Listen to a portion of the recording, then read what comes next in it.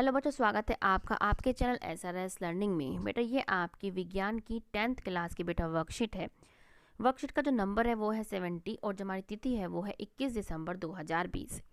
तो बच्चों इसमें क्या है, आज हमें पारितंत्र के बारे में समझना है। पारितंत्र क्या होता है, जिसको आप इंग्लिश में इकोसिस्टम बोलते हैं। पहले वो समझते हैं वो होता क्या है कि किसी क्षेत्र के सभी जीव तथा वातावरण के अजैविक कारक संयुक्त रूप से पारितंत्र बनाते हैं। मतलब पारितंत्र के अंदर क्या है, हमारे जो सभी जीव जो मतलब जो जीवित होते हैं और जो नॉन लिविंग होते हैं, मतलब जैसे हमारे अजैविक का जो अजैविक हमारे घटक होते हैं वो सब मिला के हमारा क्या है, पारितंत्र बनाते हैं। अब क्या है, पारितंत्र के भी प्रकार हैं, प्राकृतिक पारितंत्र और कृत्रिम पारितंत्र। प्राकृतिक क्या है, जो क्या है प्रकृति ने हमें दिया है, जिसमें मानव का कोई भी हाथ नहीं है, उसको हम प्राकृतिक बोलते हैं, जैसे तालाब और झील। और हमारा कृत्रिम क्या है, आर्टिफिशियल, जिसमें क्या है वो मानव निर्मित होता है, जैसे खेत, बाग, एक्वेरियम। जो जिसमें एक्वेरियम क्या होता है, जिसमें आप मछलियाँ जो होती हैं वो क्या होता है, एक्वेरियम। अब ये क्या है, हमारे पारितंत्र के घटक है। मतलब जो पारितंत्र है वो किस किस से मिलकर बना है। एक तो हमारे अजैविक घटक से। अजैविक घटक मतलब जो जो लिविंग नहीं है, नॉन लिविंग है, जैसे हवा, पानी, जल, भूमि, ये सब आते हैं। और जैविक घटक कौन से होते हैं, जिसमें लिविंग, जिसमें मतलब जो लिविंग आते हैं, जिसमें पौधे हो गए, जानवर हो गए, ये सब क्या है जैविक घटक में आते हैं। ठीक है। अब हमारे जो ये क्या है, उत्पादक, ये उपभोक्ता और ये अपघटक होते हैं। अब हमारे उत्पादक भी क्या है, शाकाहारी, मांसाहारी, सर्वाहारी और परजीवी होते हैं।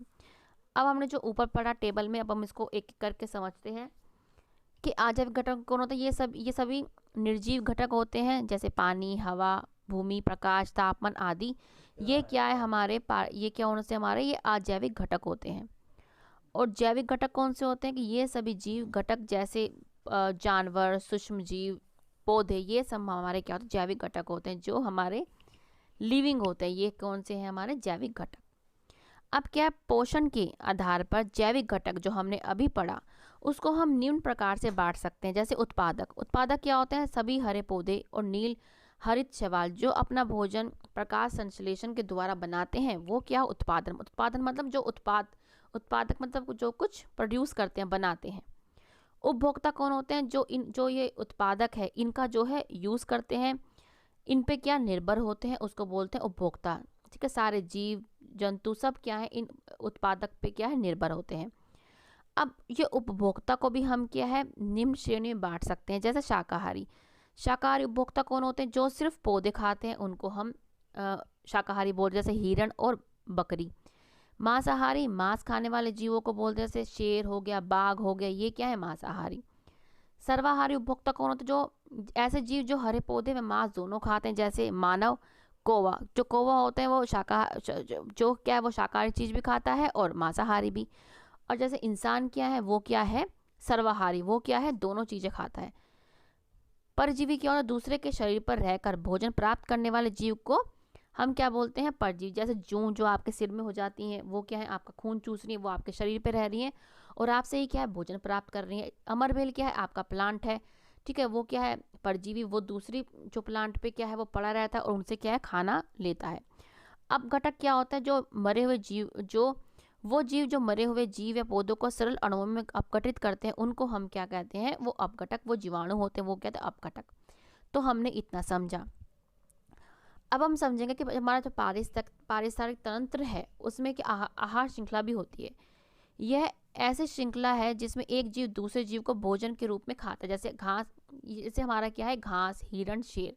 इसमें क्या है, हिरण क्या है, घास को खा रहा है और ठीक है, और हिरण को कौन खा रहा है, शेर। तो ये क्या है, हमारे ये आहार श्रृंखला होती है। एक आहार श्रृंखला में उन जैविक घटकों को जिनमें ऊर्जा का स्थानांतरण होता है पोषी स्तर कहलाता है। ये कि हर स्तर को हम कहते हैं पोषी स्तर। पोषक स्तर पर देखते हैं क्या होता है। ऊर्जा प्रवाह केवल एक ही दिशा में होता है, सिर्फ एक ही दिशा में होता है, सीधा सीधा। हरे पौधे जो सूर्य से जो प्राप्त करते हैं ऊर्जा, उसका सिर्फ 1% भाग ही लेते हैं, उसको ही क्या है, भोजन में बदलते हैं। इसमें हर पोषी स्तर पर 10% नियम क्या है, हमारा फॉलो होता है, लागू होता है कि एक पोषी स्तर से दूसरे पोषी स्तर में केवल 10% ऊर्जा का है प्रभाव होता है। जैसे आपने यहाँ पे देखा, अगर ये घास से हिरण में जा रहा तो ये क्या है, इससे सिर्फ 10% ही यहाँ पे हिरण में जाएगा। ठीक है। मतलब ऊर्जा का जो है प्रवाह होगा। ऊर्जा ह्रास के कारण आहार श्रृंखला में 3 या 4 जो पोषक तत्व ही होने चाहिए। ठीक है। इसलिए जो हमारी आहार श्रृंखला होती है हम उसको क्या है कम रखें, क्योंकि क्या है जो जो ऊर्जा का क्या ह्रास होता है। जैसे इसमें क्या है, जो इसमें आप देख सकते हैं उत्पादक आता है पहले, फिर प्राथमिक, उपभोक्ता, फिर द्वितीय, फिर ये छोटा छोटा होता चला जाता है। ठीक है। अब हमारा जो एक टॉपिक बचा है वो क्या है, जैव आवर्धन, जिसको बायोलॉजिकल मैग्निफिकेशन इंग्लिश में आप बोलते हैं। कि आहार श्रृंखला में हानिकारक रसायनों की मात्रा एक पोषक स्तर से दूसरे पोषक, जो आपकी जो एनर्जी है वो ऊर्जा है वो तो कम हो जाती है, लेकिन आहार श्रृंखला में जो अगर हानिकारक कोई रसायन की जो एक अगर यहाँ पे हानिकारक उत्पादक में हानिकारक रसायनों की मात्रा है वो हर स्तर पर बढ़ती चली जाएगी। ठीक है। ये उसका उल्टा है, ऊर्जा कम हो रही है लेकिन जो हानिकारक जो रसायनों की मात्रा है वो बढ़ती चली जा रही है। ठीक है। इसे ही हम क्या है जैव आवर्धन बोलते हैं। आपका क्वेश्चन भी आ जाता है कि क्या है, तो क्या है कि आहार श्रृंखला में हानिकारक रसायनों की मात्रा एक पोषक स्तर से दूसरे पोषक स्तर पर जाने पर बढ़ती है, जिसे हम जैव आवर्धन कहते हैं। ऐसे रसायनों की मात्रा सबसे अधिक मानव में होती है, क्योंकि मानव प्रत्येक आहार श्रृंखला में शीर्ष पर आता है। ठीक है। तो मानव को बहुत ही खतरा है। अब हम इसके अभ्यास क्वेश्चन कर लेते हैं कि यदि उत्पादक स्तर पर, मतलब यहाँ पे ये उत्पादक स्तर है, इस पर क्या है जो ऊर्जा है वो क्या है 10,000 है, तो हमें प्रथम पोषी पर ऊर्जा निकालें, तो हम निकालते हैं। यहाँ पे भी हमारा 10% का जो नियम है वो लागू होगा। अब हम लिखेंगे कि उत्पादक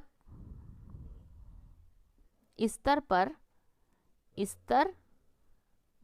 पर जो हमारी ऊर्जा है वो कितनी है हमारी, वो हमारी है 10,000। ठीक है। उत्पादक स्तर पर ऊर्जा 10,000। अब हमें कितने कहाँ पे निकाले, प्रथम श्रेणी में क्या है प्रथम, अब हमें कहाँ निकालनी है प्रथम पोषी स्तर पर। तो हम क्या करेंगे, हम 10% का रूल लागू करेंगे, 10,000 लिखेंगे, फिर इसको क्या है हम हमारा 10,000 है, यहाँ पे 10,000 है, ऐसे करेंगे। ठीक है। क्योंकि हमारे को 10% ही जाता है उसका, तो हम यहाँ से काट देंगे, तो हमारा आंसर क्या आ जाएगा, हमारा जो आंसर आएगा वो आएगा 1,000 जूल। क्या आ जाएगा 1,000 जूल जो है हमारी, वो क्या है हमारी प्रथम पोषी स्तर पर जो हमारी ऊर्जा होगी वो इतनी जाएगी, 10,000 का 1,000। ठीक है। तो ये आपको इस तरीके से ही लिखना है।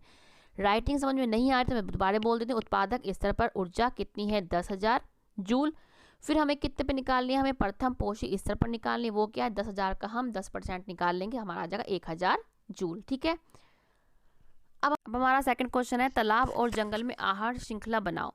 सबसे पहले जो हमारी है, हम जंगल में क्या तालाब में क्या आहार श्रृंखला बनाएंगे। तालाब में क्या है, सबसे पहले जो होता है शैवाल, शैवाल के बाद जो हमारा आता है वो प्राणी पलवक,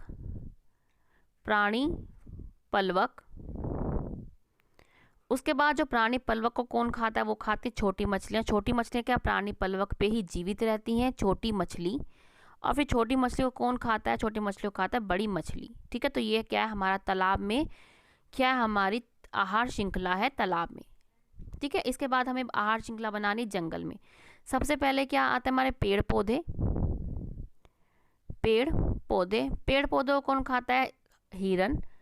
ठीक है। हिरन खाता है, और हिरन को कौन खाता है, शेर। तो ये क्या है हमारी हमारी आहार श्रृंखला है, कहाँ पे, हमारी जंगल में। तो बच्चों ये आपकी आज की 10th क्लास की वर्कशीट है, जिसमें हमने आपको बहुत अच्छी तरह समझाने की कोशिश करी है। मुझे पूरी उम्मीद है कि आपको पसंद आई होगी, तो लाइक का बटन जरूर दबाइएगा, साथ में चैनल को सब्सक्राइब कीजिएगा बच्चे जो इस चैनल पर नए हैं। और बच्चों उन बच्चों का बहुत तहे दिल से शुक्रिया जो हमारी वीडियोस देख रहे हैं और हमारे चैनल को सब्सक्राइब किया है, इसके तहे दिल से शुक्रिया। अब मिलते हैं आगे की वर्कशीट के साथ। हमेशा खुश रहिए बच्चे, कोविड-19 से बच के रहिएगा। बाय बच्चों।